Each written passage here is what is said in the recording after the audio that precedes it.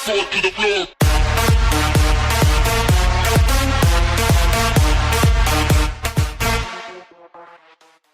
Hello everybody, what is up? My name is Killsteam. I am back with a brand new Modern Warfare video for you guys today. Today I want to bring you the best settings / options to use in the Modern Warfare 2v2 Alpha, because there is a lot of options to choose from. So I'm going to make this video for you guys. But before we get into that, I want to go over a few announcements for the beta and for the future of Modern Warfare. So right now for the 2v2 Alpha, for right now in the PS4, there are only 3 maps available, and the maps are Pine, King, and Speedball, and the other 2 will be added at some point this weekend. And for right now, guys, it's only available on the PS4. It started yesterday around 4, and right now it's going to be coming in the open beta in September. So for everybody is going to be having another chance to play it inside of the open beta in September, and that includes all platforms. So very, very awesome stuff. Also, there isn't going to be the same file for the beta. So if you thought the Modern Warfare 2v2 Alpha was going to be the same thing for the beta in September, like kind of Black Ops 4 did with their 2 betas,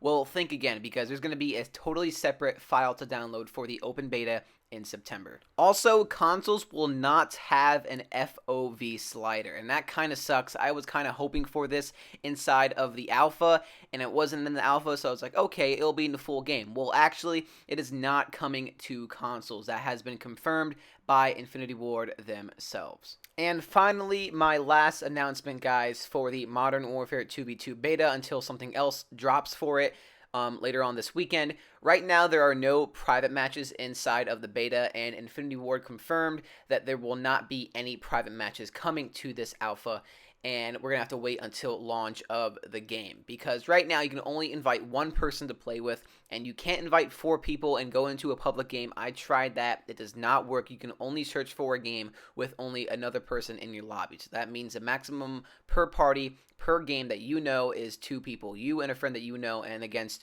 2 randoms, not 2 of your friends, which kind of sucks. I was kind of hoping you can go into a public game with 4 people and play against them and stuff like that, but it doesn't work out like that, sadly.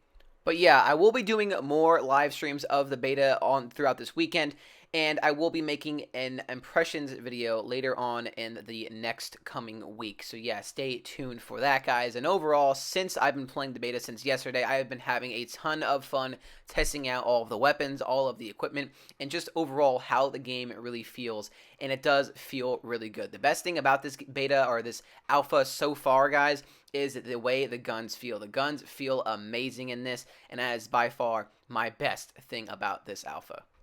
Alright, now on to the options for the Modern Warfare 2v2 Alpha. Now, there is a lot of options in here, and most of them will probably be in the full game, if not even more options in the entire game. So this may transfer over to the full game as well. So the best settings to use for the first 2 right here are just the ones that you play best as. Whatever you want to do, because there is a bunch of different ones for the button layout. So as you see, if you want to scroll through them, we have a bunch of different ones, but that takes way too long to scroll through each one of them. So what you want to do is hit the touchpad on your PS4 controller, and it brings up every option listed in a row here. As you see, very, very cool. It's more listed neatly, and you don't have to scroll through every single one. That's much better to see every one that you want to do.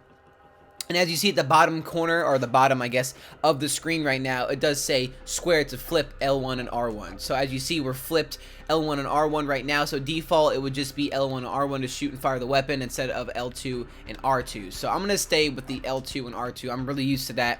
But I feel like it may be better to go L1 and R1, because it kind of like presses right away, and L2 and R2, it takes a little while to like aim in and fully get your scope or shoot whenever you want to shoot. And yeah, so overall, it depends on what you want to play as and how you play for the button layout and stick layout. So going into the inverted look, so if you guys want to change your looks with the joysticks and everything totally inverted, that's up to you guys. I'm going to keep that disabled. And controller vibration, I like that on for the immersion for myself, but most players and pro players turn this off because it sometimes messes them up when they're in gunfights and stuff like that. So I'm going to keep it on, but I guess it may be a little bit better to keep it off, but I like to be immersed in the immersion of the game, so I'm going to keep that on. So Now, this is very important right here. This is the sensitivity. So sometimes people have it at 5, 10, and some of the lowest ones out there, and I just don't know how they can even cope with that. It's just, I don't know, I'm mind blown. I always play on the highest sensitivity available. Now, if you're playing on 5 right now, 6, 7, you need to go up, because in this game it goes to 20. So play what you're comfortable as, and then once you get comfortable with that like sensitivity, try putting it up 2 or 3 notches, and then once you're comfortable with, I don't know, maybe 10 or 11, then put it up another 3 notches, and then once you're comfortable with that, put it up another 3 options, and then once you get to 20 on both things, then you are set, because this is the best way to play on Insane 20. You have the best kind of reaction time and everything like that. Alright, now going on to the weapons category in the settings. So, as you see, guys, the depleted ammo weapon switch is a must. Just keep that on every time you like have no ammo on a certain weapon. It automatically switches to the next weapon available that has ammo. So very cool there.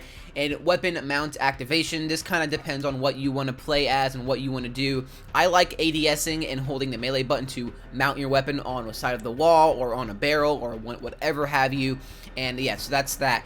And moving on to the weapon mount movement speed, or the exit. So the exit is just keep it enabled, because once you do any option or any button on your controller that has movement, then you'll automatically get out of the, I guess, mounted position. So that's very good. Keep that on enabled. And aim down sight behavior and equipment behavior, keep that on hold. They're both pretty good where it's at.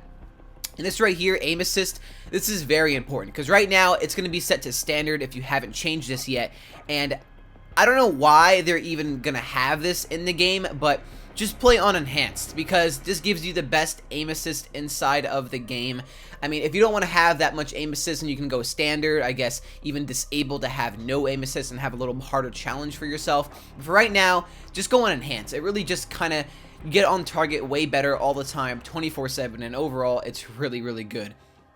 Right here, target assist, always have that enabled. That is always good. And steady aim behavior, it depends on what you want to have it as. I'm going to have it on as hold. Some people can have it on toggle, but hold is honestly the best way, in my opinion, to have it on. Okay, so moving on to the movements area, we're going to have the slide behavior as tap, because that's how it is in other Call of Duty games. And sprint cancels reload, we're going to have that enabled. And vehicle camera recenter, we're going to leave that as enabled, because there's no vehicles in here anyway. And moving on to the brightness and stuff, have it as what brightness kind of fits your screen and your setup, so whatever have you there again. And this is the safe area, so you want to make it big, that goes to your screen. So right now I'm adjusting it to my screen. And now once that's done, you hit apply, and there you go, applied. And now film grain, keep this at 0. We want this at 100% 0 all the time, because on the right side of the picture here, the right picture, that's what it is when film grain is kind of like enabled and has like a, I don't know, a percentage or whatever you want to call it. And the left is when it's not enabled. So just keep it on 0. It's just so much better when it's on 0. Colorblind, this is for you people who are colorblind and stuff like that. And motion blur, turn this off, because I don't know about you guys, but after a while of playing with motion blur, I just started to get a headache. I don't know if it's me or you, or if it's just me, but I just started to get a major headache, and I just keep this off most of the time. Even in Black Ops 4, I always have it off. And audio, we have a couple of different sounds for audio. So controller sound, I'm just gonna have that muted, so enable that. And the audio mix, we have a bunch of different options. Depends what one fits you best. So if you're playing on a TV and not a headset, pick one of the TV ones. If you have a headphone, pick a certain headphone, but don't pick flat. That's not really a good one. And also, the Infinity Ward mix is another good one as well if you want to use that. But I'm gonna pick headphones. Headphones 3 is pretty cool. So as you see here, we have the master volume, music volume. I'm going to lower the music volume down a little bit, maybe like halfway, because overall the music kind of gets annoying after a while, and you can't hear some footsteps in the game, because closer to the end of the round, the music starts to pick up and you won't be able to hear the enemy's footsteps. So yeah, that is going to be all for this video, guys. I wanted to also mention really fast, you can actually put a clan tag on, change your calling cards, and there is a lot, I mean a lot of cool calling cards. You can actually add some of them to your favorites as well. So that's another cool feature that we never even saw before in Call of Duty. So yeah, a bunch of calling cards, a bunch of really cool emblems you can choose from inside of the alpha. So very, very cool stuff. And we have that new favorite tab inside of the calling cards and emblems. So yeah, very, very cool stuff. I'll see you guys in the next Call of Duty Modern Warfare video or live stream. I'll see you guys there. Peace out, guys.